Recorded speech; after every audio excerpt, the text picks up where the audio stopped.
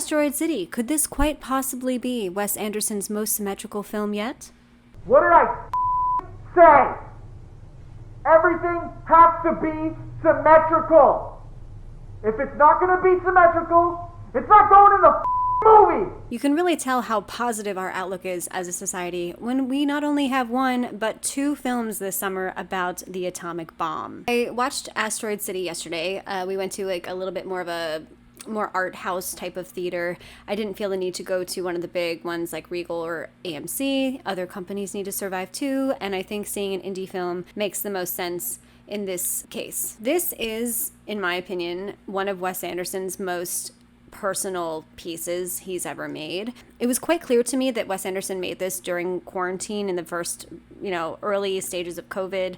And then I actually looked it up right before I started filming this, and he announced that he was going to be making this as his next film in September of 2020. So that's 6 months of quarantine, 6 months of the world being absolutely insane, and it definitely comes out quite a bit in this movie. I think everyone dealt with the whole quarantine situation in different ways, positively and negatively, and I feel like it really affected him and it created this existential crisis for him as an artist, and maybe took the time to look back on his career and the films that he's put out and started to really question things about himself and if what he's doing matters. Like, it's such a specific style that he has, and I think he definitely had a lot of these questions during this time of isolation, and it definitely comes out on the screen multiple times.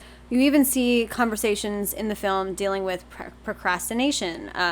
I think that's something that writers struggle with a lot. The end of the film, the biggest line of the movie that's repeated over and over again is, "You can't wake up unless you fall asleep." And I know that can be interpreted in many different ways, but I think it was kind of like, you can let yourself just relax, chill, give yourself that time, and the creativity will come, and you will wake up and come up with something fantastic. Because I think it's very easy for people to put pressure on themselves when it comes to creating art and writing. Do Wes Anderson films matter? They're absolutely gorgeous. His own style is so specific, and I love that. I don't think that there are a lot of directors that do that. Yes, we have them where you can turn it on and you know exactly who directed it. And that's not necessarily a bad thing or a good thing, but I think it's an important thing. And I think that really matters as far as films going forward. And I think his aesthetic and what he's developed and his creative eye is really absolutely phenomenal.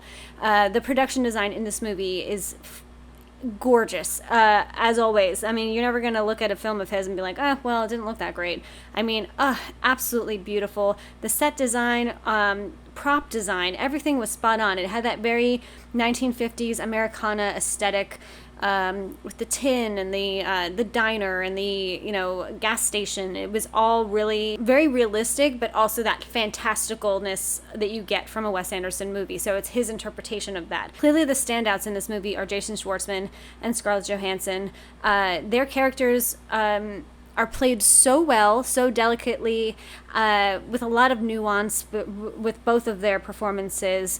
And I love the details of even Scarlett Johansson, who's playing an actress, has that transatlantic accent that they all had during that era, or pre that era specifically. And their characters are interesting too, because the entire film is a telecast of a play and it's wonderful to really see how meta it gets, and it's definitely creates that rewatchability factor. And that super meta format is a perfect representation to showcase Wes looking at his work as an outsider, as well as how he internally views his own work and how it can definitely differ. I will say, this is probably one of the funniest Wes Anderson films I've ever seen. I laughed so many times throughout this movie, and it's such quick little witty things that are written in that dialogue. So many quirky things that just make you laugh, and you're like, oh, this is a trip. I think a lot of the characters in this movie are finding themselves in this quarantined scenario. Again, it's that what matters, do I matter, am I making a difference? Are we all doomed? Is the future bleak? I think it's incredibly easy for Wes Anderson to probably look at his work and start to analyze it to death and, question himself as a creator. Jason Schwartzman has this conversation with Adrian Brody, who's the director of the play, and he says, something along the lines of like, am I doing this right? Like, is it too much? Adrian Brody is like, just keep doing it. People like it. Like sometimes you're a little too much, and but keep doing it, essentially, and it's definitely Wes Anderson being like, do people like this? Am I doing this right? Am I making movies the right way? And that's not how movies should be interpreted. Like, yes, there's great films, there's bad films, but as an artist, there's no like right way to do anything. You kind of just do what you want to do, and you throw it out there and you show it to people, and you work very hard on it. And that's kind of, I think, what he has been thinking about, coming to that conclusion, because again, he has a huge imprint on cinema. And again, there is a lot of depth in this movie. There's so much, and that was one of the most enjoyable parts about it.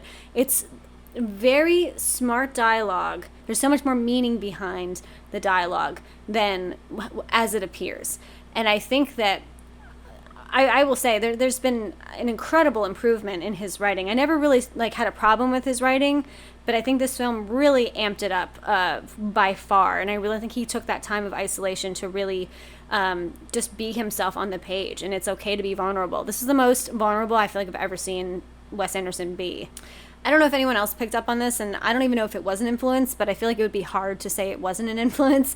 I don't know if you all saw the movie Wet Hot American Summer, but then in that summer camp, there's these kids who are like the nerds of the group, and like they're all like the science like indoor kids, as David Hyde Pierce refers to them, and that totally reminded me of the children in this film. And I loved all of their interactions, and I love how this is the one group they can relate to. They play this game where it's kind of a memorization game, and like one of the kids says like, oh no, we can keep playing, like I can't get anyone to play this game with me at my school, like they just don't ever want to play this with me. And I love that. And like people can find a group that they bond with if they feel like an outsider, if they love something that no one else really gets or cares about. Like I just absolutely love that. So the Space Kids group was just really well done, well executed in my opinion. There was a couple that walked out of the theater right behind us, and I had kind of overheard their conversation, and they had said, well, it was like a fun time, but like I didn't really think it was a movie about anything. Like nothing really happened. And to me, I'm going in through like my mind, and I'm like, oh my god, like so much happened. Like there was so much like growth and questioning, and again, everything that was going through Wes Anderson's mind. But I feel like if you are not a Wes Anderson fan, or you're not familiar with a lot of his films, I don't know if I would recommend this one. I would definitely recommend a different film as like a starter film to get into Wes Anderson. That would be either like Rushmore, Moonrise Kingdom, or even like the Royal Tenenbaums, something like that, or the Darjeeling Limited, my favorite. But I really think like if you are not a Wes Anderson fan, like maybe you will absolutely hate this movie. So it is such a personal piece, and it's his 11th film. I've seen all of them, and I can see where he's progressed as a filmmaker and creator. I wasn't the biggest fan of The French Dispatch. Like, I appreciated it, but I felt like it was a little all over the place narratively, and this film feels incredibly focused. And I really wanted to discuss like kind of like the surprise of the film. I'm just so worried to even bring it up, because I know a lot of people out there, they don't care about spoiler reviews and they'll just watch them without seeing the movie. I just don't even want to bring it up, because I think it brought such a different tone to the movie, and it was so enjoyable. And if you even know it's coming, I think it has a lessened effect.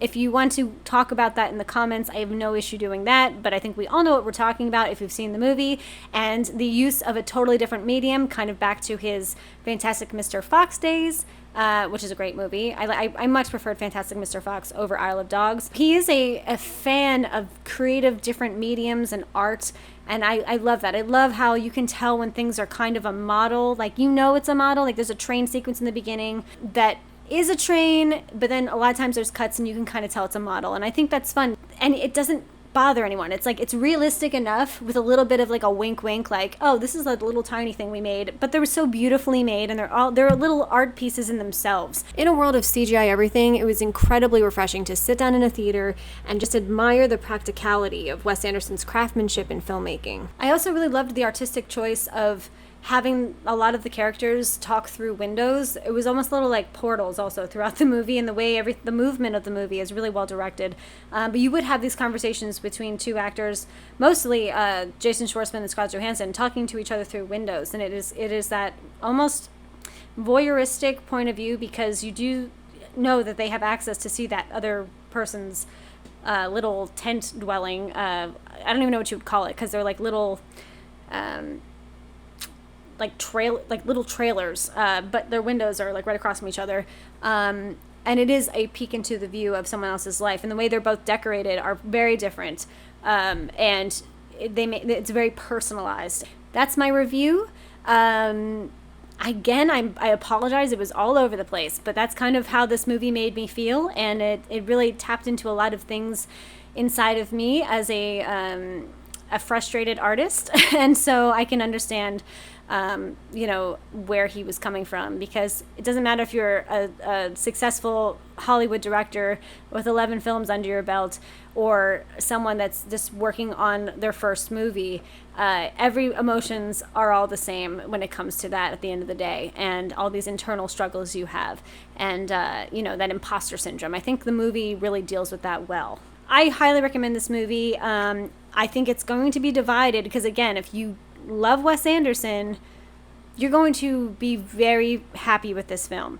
If you are unfamiliar with Wes Anderson's work, I would consider watching something of his before this movie, because I don't think it'll have the same impact. If you like this content, please like, subscribe, and thanks for stopping by.